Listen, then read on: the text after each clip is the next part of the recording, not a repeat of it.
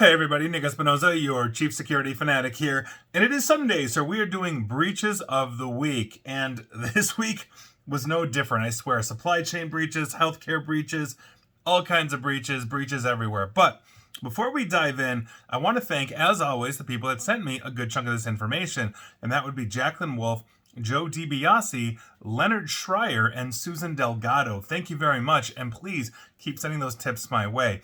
And with that, let's start in the state of Illinois, specifically with the Secretary of State, because the Illinois Secretary of State's office is alerting Illinois residents about a recent data breach that impacted the agency. Last week, letters were sent out to roughly 50,000 Illinois residents about a, quote, data security incident, end quote, that took place in early April. Now, according to the letter, an unknown attacker or attackers obtained access to the Lake County government's computer system and then sent out a phishing email to employees within the Illinois Secretary of State's office. The letter states that names as well as driver's license and social security numbers were possibly exposed. So heads up to you if you're a driver in the state of Illinois.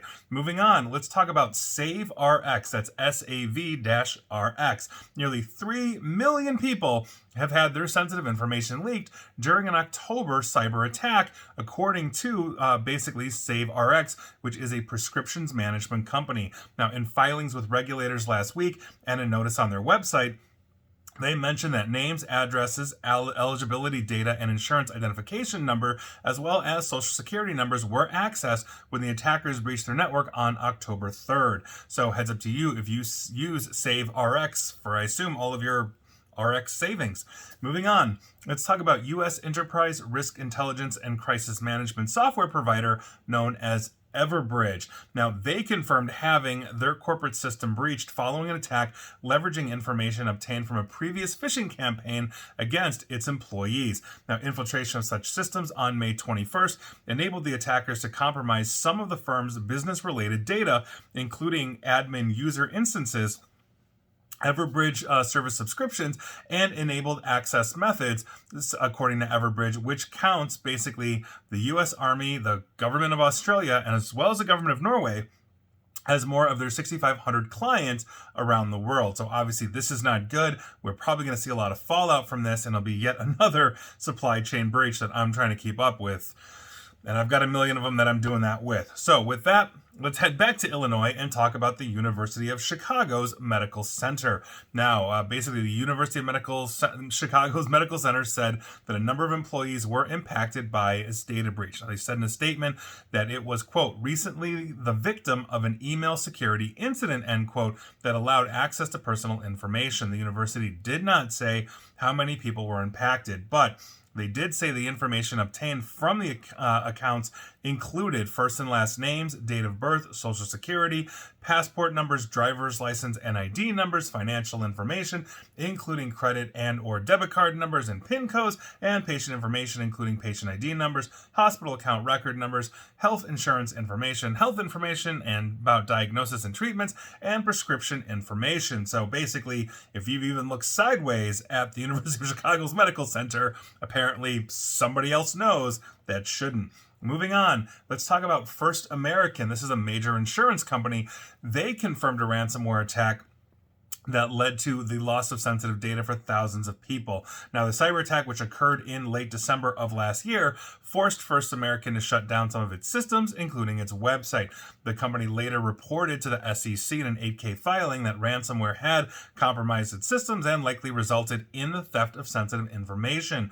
On May 28th, the company filed an updated report indicating the conclusion of its investigation. It determined approximately the personal information of 44,000 individuals was accessed without authorization. So if you use First American for all your insurance needs, you might want to check in. Moving on, let's talk about Cencora. Now, this was from last week, and holy cow, are we seeing disclosures of some major entities out there. Almost a dozen pharmaceutical companies, at least that we know of so far, have lost sensitive customer data due to this supply chain cyber attack that obviously trickled down from Sakura. So here's what we know thus far. And I mentioned two of these last week, but here we go. So Novartis, which I mentioned last week, as well as Bayer. GlaxoSmithKline is a new one. AbbVie, Regeneron Pharmaceuticals, Genentech, Incyte, Sumitomo Pharma America, and Acadia Pharmaceutical. Some very heavy hitters in the pharmaceutical business, and I don't think we're done with Cencora, and I'll keep you up to date here. So with that, let's move on. Let's talk about auction house Christie's. I'm pretty sure I've bought at least one thing at auction, probably Star Trek related, from them over the years, so this is awesome. Christie's website went offline earlier this month due to what the company described at the time as a technology security incident.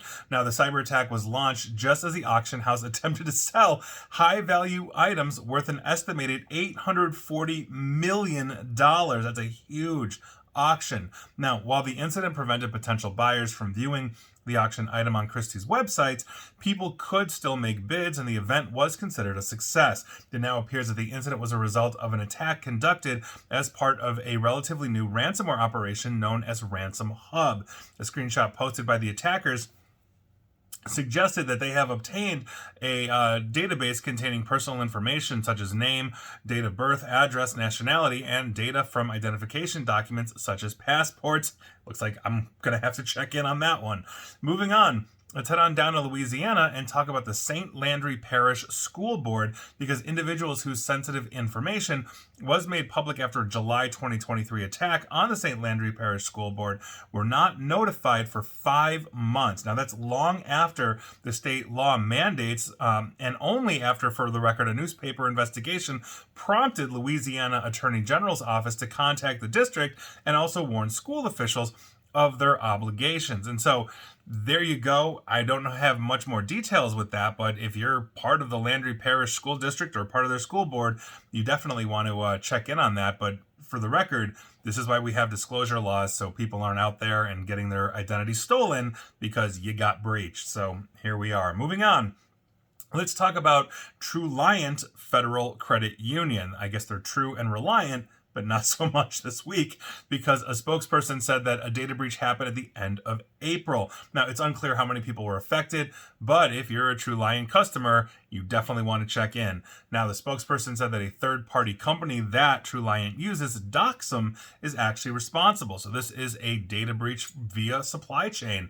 Now, according to the Truliant spokesperson, the cybersecurity attack resulted in unauthorized access to some of Doxum's files, which included Truliant's files back from 2012. So if you've been a long-term Truliant customer, you definitely want to check in.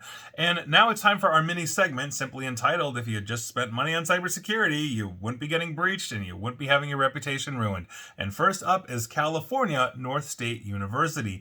They are being sued by a former professor alleging that the university was at fault for a major 2023 data breach. Now, the lawsuit, filed April 29th in federal court, alleged that a ransomware group in February of 2023 stole W-2 tax forms from former Professor Erica Titus Lay, as well as from thousands of former and current employees. The lawsuit alleges that Titus's W-2 was published on the dark web and that cybercriminals filed a fraudulent tax return in her name. It also alleged that the university did not notify people that their data was stolen for months, and that is never a good look. We literally just talked about that. So heads up, California North State University students and employees. Moving on, I want to give you an update on Oric. I've actually been talking about this one since the beginning of the year, roughly. An $8 million settlement to resolve a class action over the Oric, Harrington, and Sutcliffe LLP's data breach that impacted roughly 461,100 people is going to receive an early nod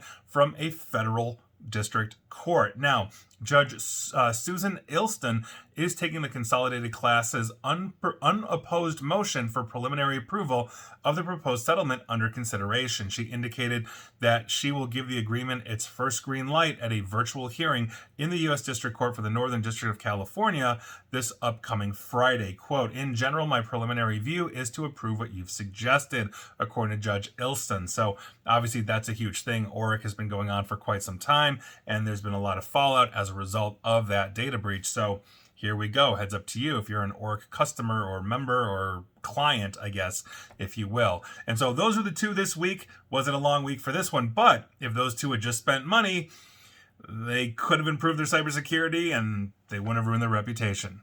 Moving on. Let's talk about the BBC, the British Broadcasting Corporation themselves, one of the largest network news providers in the world. They just launched an investigation after details of more than 25,000 current and former employees were exposed in a data breach. Now, the corporation's pension scheme wrote to members this past Wednesday to say that the details had been stolen in a data security incident that they are taking extremely seriously. I can't even read my own notes today. Now, a spokesperson for the pension scheme said that the details of about 25,290 people had been affected. The BBC said it had no evidence that this was a ransomware attack. In their email to those affected, the pension scheme did not explain how the breach happened, beyond saying that private records have been, quote, copied from an online data storage service, end quote. And quite frankly, we're going to talk about that very shortly in our finally, because they might be related. We're going to find out. Moving on, let's talk about TRC Talent Solutions. They just filed a notice of data breach with Maine after discovering that an unknown actor gained access to portions of the company's computer system. Now, in this notice, TRC explained that the incident resulted in an unauthorized party being able to access consumer-sensitive information, which includes their names and social security numbers. Upon completing the investigation, TRC began sending out data breach notification letters to all individuals whose information was affected. So if you are a customer of TRC Talent Solutions or you're using them to hire talent, heads up to you. Moving on. Let's head on down to the swamp and talk about Walton County, Florida. Now, a data breach has reportedly occurred within the Walton County government.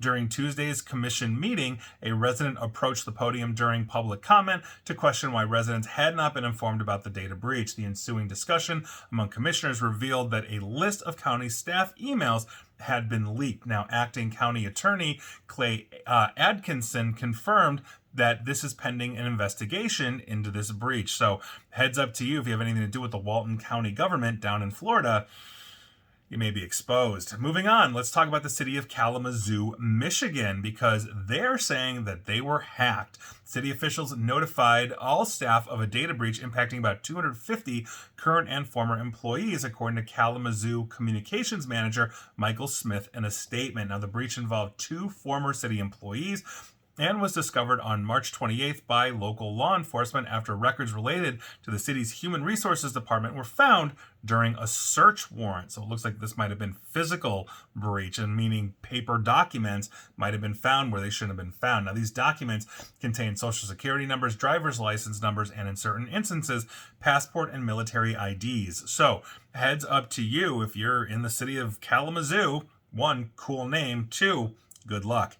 Moving on, I want to give you an update on the Lash Group. Now, if you remember, I talked about them last week. Another massive supply chain hit because large companies are using them for all their Lash Group needs. And this week, it's Johnson & Johnson. Yes, the massive corporation apparently uses the Lash Group as well. So, I'll keep you up to date on that. Let's keep moving on. Let's talk about Sree Hotels. That's SREE Hotels. I travel all over the world. I've never heard of these guys, but that said, I'm sure there's a million hotels I've never heard of. Now, with that, on May 24th of this year, Sree Hotels filed a notice of data breach with Massachusetts after discovering an unauthorized party was able to gain access to portions of their network. In this notice, Sree explains that the incident resulted in a whole bunch of information essentially being taken. And that's not good. We're talking names and social security numbers on top of this. And those are the only 2 things I know, but assume more. Upon completing this investigation, Sree has started sending out notices to those that were affected. So if you stayed in a Sree hotel, 1, let me know in the comments. Are they any good? I'm always looking for new and interesting hotel chains. And 2, good luck to you if you have. Finally, and this is a finally, and it's somewhat of a shorter week this week, but nevertheless, we've got a big one for you, and it actually gets really interesting because we are talking right now about Ticketmaster and Live Nation. Now, if you are living in the United States, probably I think around the world, odds are if you've been to a concert, any kind of event, you may have purchased tickets from Ticketmaster or Live Nation. Lord knows I have. And so this is another one that I'm caught up in this week. Now, Ticketmaster confirmed in a federal filing this past Friday that it was investigating a data breach after the hacking group known as Shiny Hunters. I've spoken about them quite a bit here on Breaches of the Week. Shiny Hunters claim responsibility for stealing the information of more than 500 million Ticketmaster customers. I'm no doubt I'm in that. You are too, probably. Now, in the filing, the U.S. SEC, the Security and Exchange Commission, so they filed an AK, Ticketmaster's parent company, Live Nation Entertainment, said that it had, quote, identified unauthorized activity within a third-party cloud database environment, end quote. Shiny Hunters, basically this is the group they believe to have been formed around 2020, is believed to be behind the breach, as I mentioned earlier. Now, its chief aim appears to be basically to obtain personal records and sell them. Shiny Hunter past victims include Microsoft and AT&T, as well as a ton of other companies across the United States, according to federal prosecutors. Now, this hack was first revealed on a May 28th post in breach forums, and according to a screenshot of the post, essentially that was shared, the group posted that it had identifying information of 560 million Ticketmaster customers, including credit card numbers and ticket sales. The group listed its asking price for this data, 1.3 terabytes in size, according to them, for $500,000 US. Now, it's not immediately clear when this breach occurred, and according to Ticketmaster's public filing, the company first identified unauthorized activity on May 20th. So, yeah, we're all probably caught up in this unless you are brand new to Ticketmaster like in the last 10 days. So, here's where this gets interesting, and this is why it's the finally, because, Ticketmaster gets hit. It's a big one. Yeah, that sucks, but, I mean, that happens every week, right? Especially if you're a longtime listener or follower. So, this is where it gets interesting, because the cloud company Snowflake actually had to make a statement over this one. Snowflake is currently denying that its products were to blame for this apparent breach that was impacting its clients. That includes Ticketmaster, Santander Bank, which I mentioned like a week or two ago, and others. Now, this past Friday, researchers at the firm Hudson Rock, this is where it gets interesting, published an analysis of online interactions with attackers who claim to have breached Snowflake systems to steal huge amounts of data from those two companies, among others yet to be named. Now, the attackers had put up the data for sale on a Russian language cybercrime forum. I actually went to that forum because we track this stuff here, and sure enough, here we are. Now, as of Saturday, Hudson Rock's post had been removed from their website. And so the publication that I'm cribbing some of this from, which was The Record, reached out to the company and asked why. Now, according to the original post, and for the record, they did not get a response back. Now, according to the original post that had been taken down, these attackers were able to sign into a Snowflake employee's ServiceNow account using stolen credentials, and from there were able to generate session tokens, which obviously allowed them to establish a foothold. Quote, "To put it bluntly, a single credential resulted in the exfiltration of potentially hundreds of companies that stored their data using Snowflake, with the threat actor himself suggesting 400 companies were impacted," end quote. That is according to that Hudson Rock report that had been taken down. Now, ServiceNow is a separate IT management platform that apparently Snowflake was using, again, according to Hudson Rock, and their now removed report. Now, in a post on Friday, same Friday, a couple days ago, Snowflake did not respond directly to the researchers' claims, but it denied that a vulnerability within its systems was to blame for the accessing of customer data. The company said it is, quote, investigating an increase in cyber threat activity and, quote, targeting some of its customer accounts. Snowflake also acknowledged that a former employee's demo account was accessed through stolen credentials, but said it did not contain sensitive data. They also said there is no, quote, pathway for customers' credentials to be accessed and exfiltrated from the Snowflake production environment, end quote. So this obviously is a huge one in the sense that they are a major cloud provider. And so by virtue of that, we are going to see potential fallout here, which basically means I'm going to be busy as heck on Breaches of the Week for the foreseeable future, which, woo, that's going to be interesting. So with that, those were your Breaches of the Week. I think this Snowflake, Ticketmaster, Live Nation, Santander Bank thing is going to get really interesting. And I'm going to keep you up to date on this, but man, I think we were pretty much all affected this week. Lord knows I us at least twice. And so I bring this up because earlier I mentioned the BBC, and they're basically saying they got hit through a cloud provider. I'm wondering if they're on Snowflake, as with some of these as well. So we're going to see what happens here. I'm going to let you know. Hopefully Snowflake didn't get hit. And if you are with Snowflake and you're watching or listening to this, I really hope you guys are good, but we're going to see the fallout from here. So those were your breaches of the week. Were you affected? Let me know. And please like, share, follow me here on Facebook and Twitter at NickAESP. And please feel free to subscribe to me at YouTube as well. And as always, stay safe, stay online, and please attempt to stay private. And if you're a company going through a breach, please, 1, good luck, and 2, be transparent. That's the way you rebuild trust. Take care.